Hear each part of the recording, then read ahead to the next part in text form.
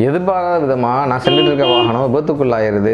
நான் செய்ய வேண்டிய முதல் முக்கியமான 3 ஸ்டெப்பை பற்றி தாங்க இந்த வீடியோவில் பார்க்க போகிறோம். முதல் ஸ்டெப்பு, ஏதோ ஒரு விபத்து ஆயிடுச்சு அப்படின்னா முதல் முறையாக உங்களுக்கோ இல்லை எதிர்த்தரப்பினருக்கோ ஏதாவது அடிபட்டிருக்கா அப்படிங்கிறத பாருங்கள். அப்படி அடிபட்டிருக்க சூழ்நிலை இருந்துச்சுன்னா அவங்கள முதல்ல மருத்துவமனைக்கு அழைத்து செல்லுங்கள். அல்லது 108 போன்ற ஆம்புலன்ஸுகளுக்கு ஃபோன் அடித்து அவங்களுக்கு உதவி செய்யுங்க. நல்ல வேளையாக உங்களுக்கு எதுவும் அடிபடலை, இல்லை உங்களுடைய வாகனத்துக்கு மட்டும்தான் அடிபட்டிருக்கு அப்படின்னா நீங்கள் உடனே உங்கள் வாகனத்தை ஃபோட்டோ எடுங்க, அதை ஒரு வீடியோ எடுங்க.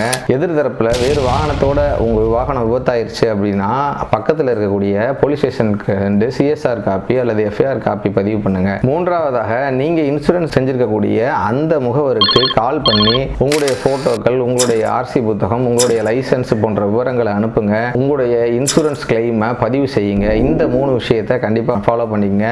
இது போன்ற தொடர்ச்சியான இன்சூரன்ஸ் சம்பந்தமான நுணுக்கமான தகவல்களை தெரிஞ்சுக்கணும்னா என்ன ஃபாலோ பண்ணிக்கங்க. ஃப்ரெண்ட்ஸ் இன்சூரன்ஸ், உங்கள் வாகனம் எங்கள் பாதுகாப்பு. நன்றி.